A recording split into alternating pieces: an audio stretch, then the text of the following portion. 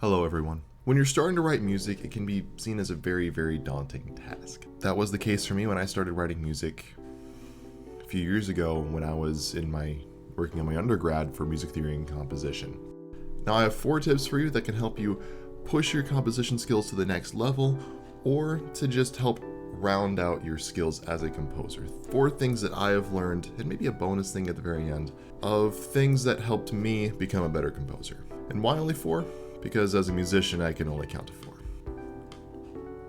And now if you find this video helpful at all, just go ahead and click the subscribe button down below and make sure to leave a like and comment below any other tips you might have that I might have forgotten in this video, and I might try to make a video down the line of even more tips.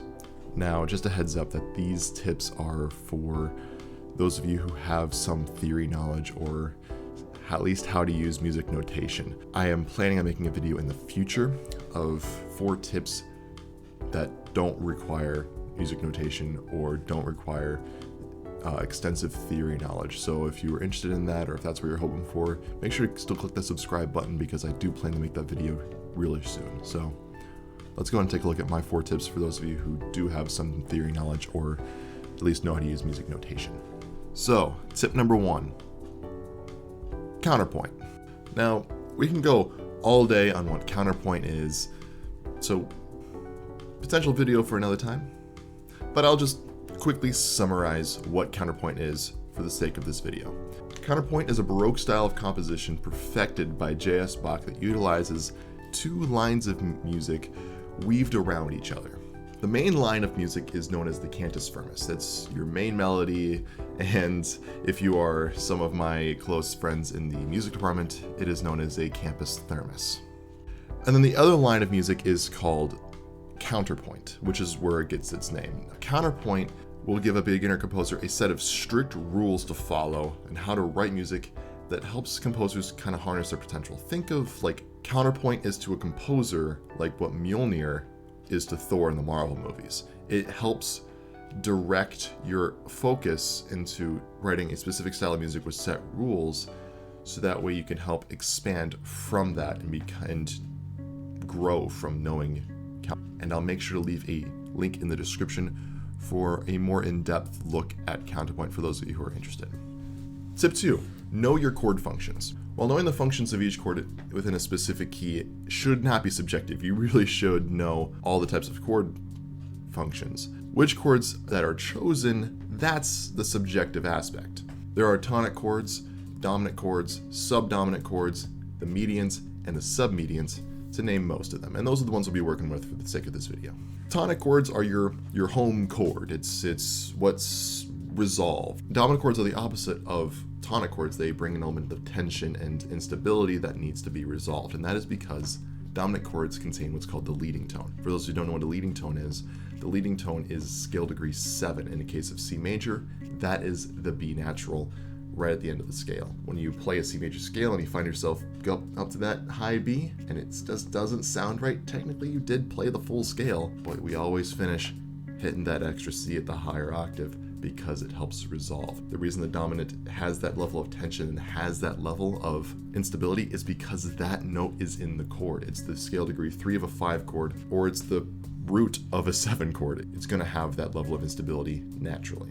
The subdominants help set up a traditional cadence. They will bring you into that dominant very naturally. That's why a lot of music you hear a 1-4-5-1 chord progression, because 4 is considered a subdominant, a 5 is considered a dominant, while a 1 is considered a tonic. So 1-4-5, you have a perfectly fine piece of music right there. It's going to sound like a lot of other music, but it works. Now, we're going to go into the medians and the submedians, and these are actually really, really cool chords. They're, to put extremely simply, they help add color to your piece. They help flesh out the key that you're in. And what's really cool if you use a submedian, which we'll represent with a 6 chord, is that they could be used as kind of like a false tonic in a way.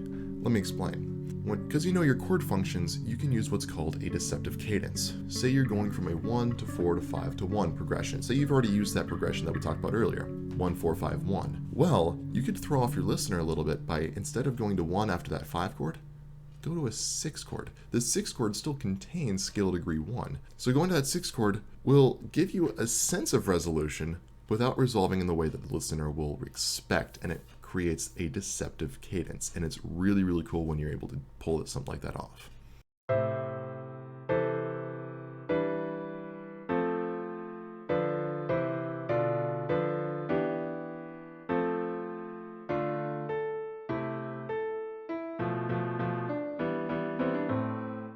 And lastly, the mediant, which will represent by a 3 chord, is really just there to help fill out some color and, show off your key a little bit more. So know your chord functions and what chord choices you have for every role/function you have in music can help flesh out a lot of choices that you have when you're writing a piece. Instead of going for your, Axis of Awesome 4-chord song, you can use these and flesh out your key and create all different kinds of sounds. So yeah, tip number 2, know your chord functions.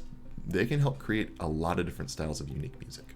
Now, tip number 3, for those of you who like to write, big ensemble pieces, start a short score or a piano reduction.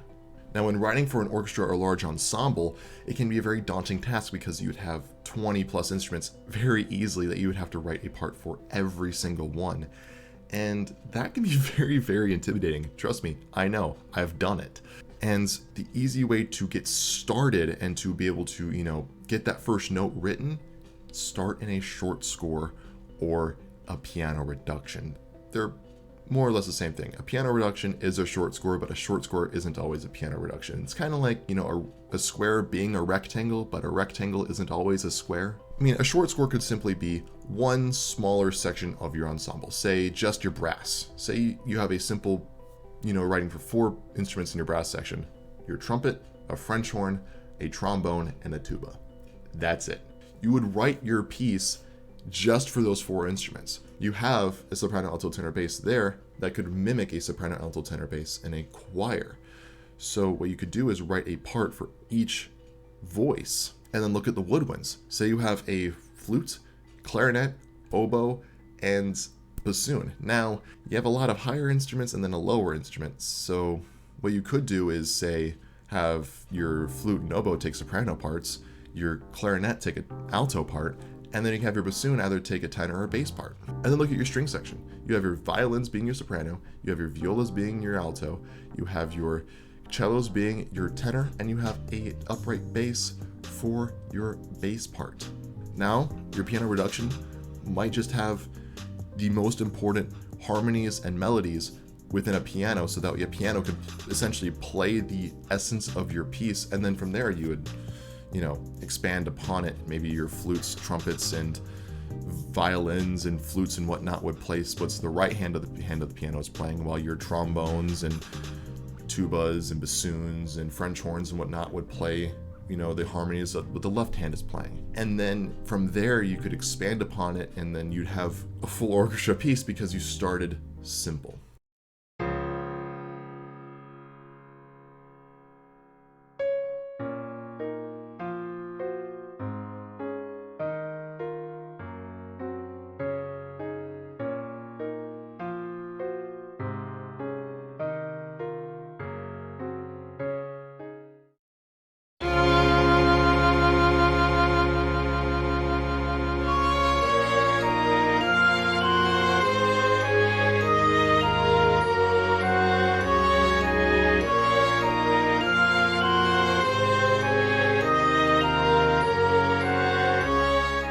And now let's go ahead and get started with tip number 4, knowing your instrument's transposition. And this one will probably go along the lines of those of you who are more players than composers, but as a composer, it's still very important to know these. You ever wondered why you saw a trumpet listed as a B-flat trumpet, or a clarinet as a B-flat clarinet, or a French horn as a horn in F? Well, that's because not every instrument plays what's written. Now, to keep this relatively concise, when a trumpet, clarinet, or even a tenor saxophone, name a few examples of instruments that use the exact same transposition, again, trumpets, clarinets, and tenor saxophone specifically, when they are playing a written C, so if they have a C written into their piece, and they play what they believe is a C, they're going to all play the B flat below that C, a major second below. That is just how their instruments work. That's also why you see a trumpet, a clarinet, or a tenor saxophone part written with either 2 more sharps or 2 less flats than what a C instrument is. Say a trombone, your piano, your violin, your flute. Those are all C concert instruments. So it is very important to know these differences and to take account when you're writing for them.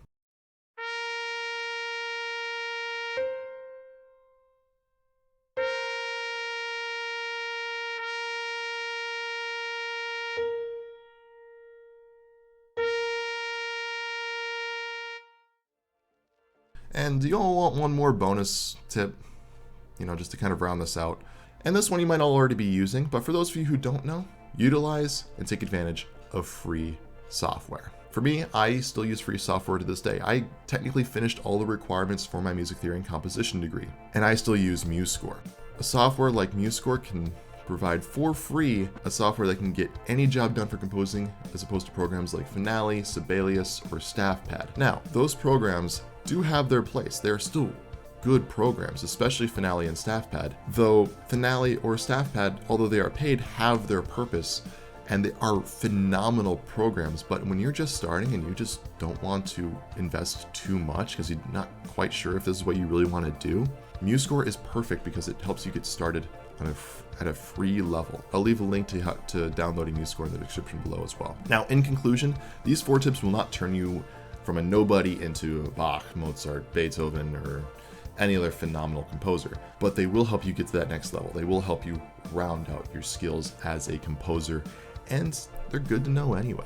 And then for those of you who do not have that extensive theory knowledge or don't know how to read sheet music, I do plan to make a video here soon on 4 or 5 tips that you can use to become a better composer that don't require theory or how to read sheet music. And so make sure to subscribe down below if you haven't already. Like the video if you did, and comment below any tips I might have forgotten. I'll try to include them in a future video. Anyways, have a very lovely day.